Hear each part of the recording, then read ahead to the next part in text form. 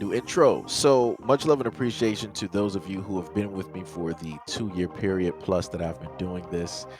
Thank you for showing your love and support to the channel. And to anybody else who is brand new to the platform and you would like to support the channel, also you can do it by way of Patreon, Anchor, the clothing store, and also the shoe shop that is listed in the comment description below.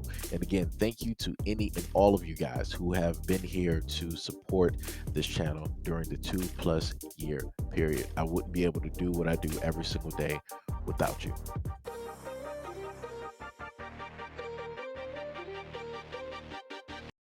Maybe someone else put behind the wheel.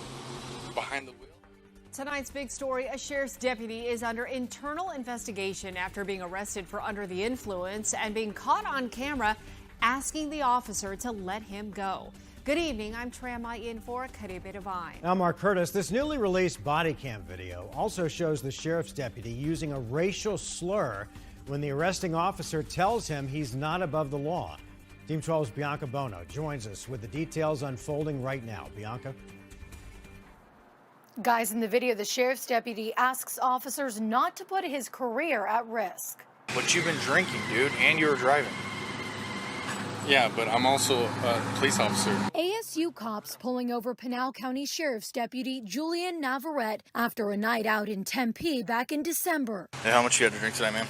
It's a couple drinks. Around 2 in the morning, an ASU police officer pulling Navarrete over near McClintock and University, saying he saw the then 26-year-old speeding and swerving. Navarrete quickly showing the officer his badge. Who do you work for, Pinal?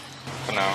The officer says he smelled of alcohol, asking Navarrete to step out of the car. Can we let anybody else in the vehicle go through this? Navarrete asking the officer to consider the fact that he's in law enforcement too. It doesn't matter if you're an officer or not. Then that puts me my job at risk, right? You don't think it's going to put mine at risk if I don't do this? Dude, I understand. But can I maybe someone else put behind the wheel? Behind the wheel? Don't put my career at risk. The Pinal County Sheriff's deputy then using a racial slur. This isn't New York, man. Okay? New York, I'm from Arizona, dude. Watch your mouth. Navarrete blew a .121. The officers arrest him for driving under the influence. Back at the police station, Navarrete continuing to ask the ASU officer why he couldn't let him off the hook. You could have gave me opportunity to park the car. No one reported The fact that you're telling me that tells me you shouldn't be an officer. A spokesperson for the Pinal County Sheriff's Office says the department initially put Navarrete on modified duty, but now PCSO confirms he's back to regular duty, declining to comment further, saying he's currently the subject of an internal investigation related to this incident. You know, the funny thing is, I'm not even amazed by the DUI, right? I'm not even amazed at the fact that several times throughout the video, he wanted to try to persuade the officer to think about his career and allow the passenger to take a breathalyzer and or drive the car for him and just give him a slap on the wrist. Not even amazed by any of that. I'm just amazed by the fact of listening to other cultures, right? Other ethnicities use the N-word. Because it's a little bit odd. It's like it makes you just like sit back and just wonder like what is going through your mind as you're trying to formulate a sentence. And not only are you another ethnicity saying this word, but you're also directing it towards another ethnicity as well. And it's how do we even get here? How does that even transpire? Now, some people might say like, oh, well, you know, if black people would, you know, just stop using it and stop putting it in movies and plays and music, then everybody else would stop using it. No. People would still use it regardless, because before we had all of this extra stuff out here that deals with the black community, that deals with the black experience, guess what? You still had Caucasians still using it. And that wasn't really a major part of black people's verbiage during that timeline, during that time frame, and we all know this, right? So it's amazing to me that, you know, when black people tell other people like, yo, You should stop using the word. Everybody else is like, no, no, no, you can't tell us to stop using the word if you don't stop using it first. That doesn't make any sense.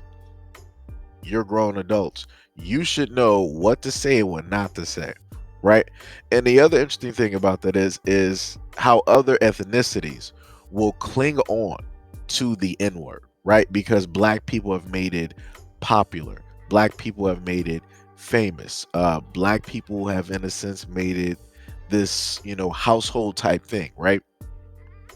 But yet none of these other ethnicities would dare try to do the exact same thing. They wouldn't try to use a terminology that has been used against them to describe them in a negative way and try to flip it into something that would be deemed as viable, right? As some type of positive, right? They would never do it.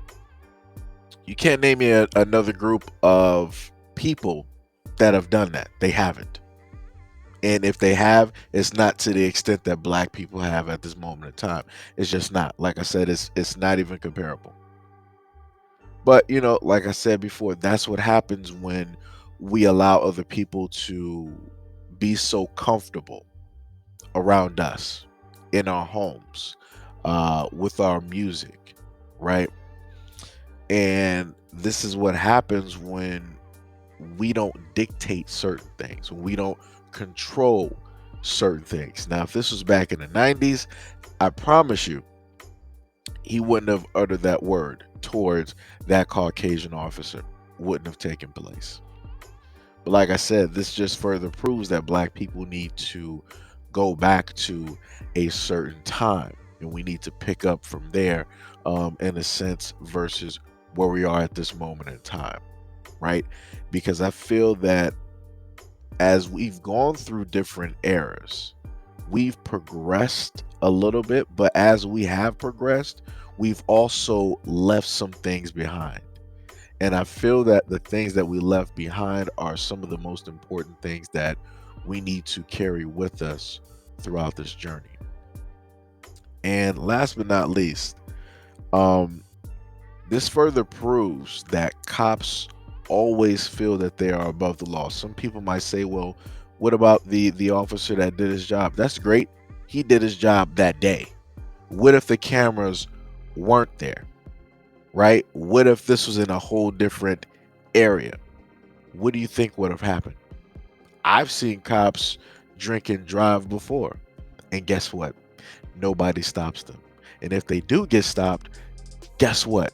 Nothing's going to happen to them. Like they told you before, just like in the news report, they were like, hey, well, he was on modified duty.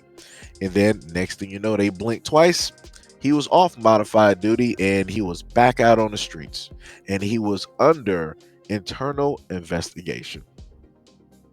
What does it mean when the cops do an internal investigation? That means that they're going to find no wrongdoing. Or if there is some type of wrongdoing, guess what? It's going to be swept under the rug, and very little is going to be done about it. They'll just tell them to ease up and to, take an Uber, take a Lyft, catch a ride from a buddy, call a taxi, right? Call one of us, right? They're going to tell him to do everything else but not to drink. So, like I said, I've seen too many stories of cops drinking and driving and causing accidents, but that accident being blamed on the pedestrian. Let that sink in. But anyways, let me know what you guys think about the story in my little rant in the comment description below. And as always, peace, love, and stay tuned for the next video.